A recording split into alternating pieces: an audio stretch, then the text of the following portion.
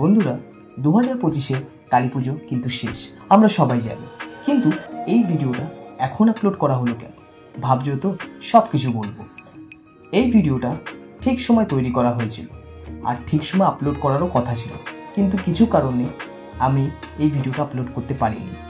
প্রতিবারের ন্যায় এই অগ্রগামী সংঘ এবারও আমাদের উপহার দিয়েছে একটা সুন্দর প্যান্ডেল। হতে পারে এই ভিডিওটা সঠিক সময় আপলোড করতে না পারায় তোমরা অনেকেই এখানে আসতে পারোনি, কিন্তু অসুবিধা নেই। আমি এই ভিডিওতে সব কিছু বলেছি কিভাবে তোমাদের আসতে হবে। তাই 2026-এও কিন্তু খুব সুন্দর একটা মুহূর্ত আমাদের কাছে আসতে চলেছে কালী পুজোর প্যান্ডেল হিসাবে। সো বন্ধুরা, সব কিছু তোমরা দেখে নাও, আর 2026 কালী পুজো মিস হবে না।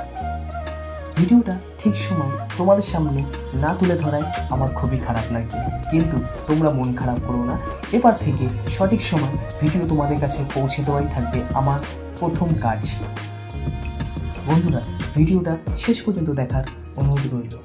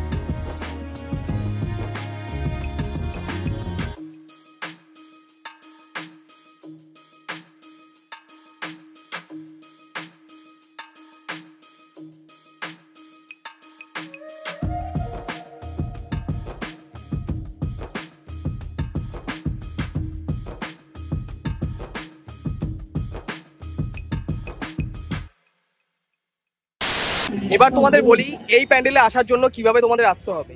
মধ্যমগ্রাম নেমে মধ্যমগ্রাম স্টেশন নেমে তোমরা যদি চৌমাথা থেকে আসো তাহলে স্টেশন বা লাইন পার করতে হবে। রেল লাইন পার করে তোমাদের কিন্তু আসতে হবে সাজিরহাটের দিকে। সাজিরহাট অগ্রগামী সংঘ ক্লাবের নামটা আমি আবার বলছি, সাজিরহাট অগ্রগামী সংঘ কিন্তু আসতে হবে। তোমরা পায়ে হেঁটেও আসতে পারো। ম্যাক্সিমাম মধ্যমগ্রাম স্টেশন থেকে তোমরা যারা লোকাল সবাই জানো, আর যারা জানো না তাদের জন্য আমি বলে রাখি 10 মিনিটের মতো কিন্তু লাগবে হেঁটে আসতে, আর ভ্যানে আসলে কিন্তু 2 থেকে 3 মিনিট লাগবে। আর এখানে দেখতে পাচ্ছ পাশে কিন্তু স্টেজ করা রয়েছে, কিন্তু এখানে দেখতে পাচ্ছ ব্যানার লাগানো রয়েছে। আর এই কিন্তু পথ, যদিও আমি যতগুলো প্যান্ডেল দেখলাম তার মধ্যে এটাই কিন্তু অনেকটা তৈরি হয়ে গেছে। চলো দেখিয়ে দিই একবার। তো অনেকটা সাঁওতালে মনে হচ্ছে, যে সাঁওতালের আদলে কিন্তু তৈরি করা হয়েছে মায়ের মণ্ডপ।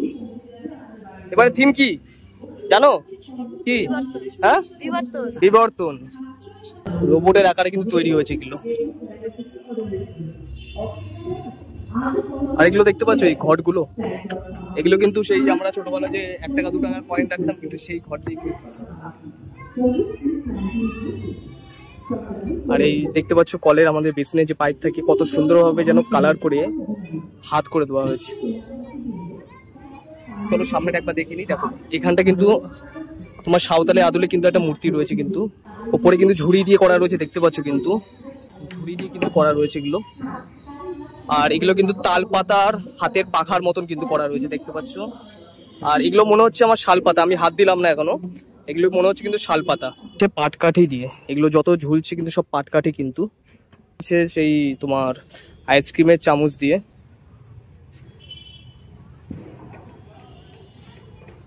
আর এই সিনগুলো তোমাদের ডিসকাস করলাম না, তোমরা দেখেই বুঝতে পারছো। আর এটা দেখে তো বোঝাই যাচ্ছে, মানে এটা দেখে তো বুঝেই নাও কি। এটা দেখেও বুঝতে পারছো এখানে পশু পাখি রয়েছে, জঙ্গল রয়েছে এখানে। আর এখানে দেখতে পাচ্ছ কলকারখানার ধোঁয়া, তার নানা রকম বিষাক্ত জল এই নদীর জলে কিন্তু মিলিত হচ্ছে, কিন্তু জঙ্গলের জলে মিলিত হচ্ছে।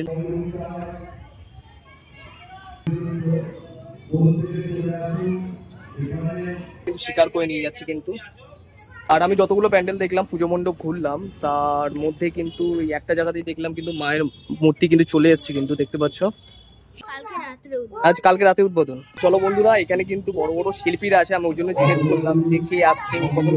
আজকে রাতেই আশা করছি উদ্বোধন হয়ে যাবে, যদি সম্ভব হয় তোমাদের। কবে?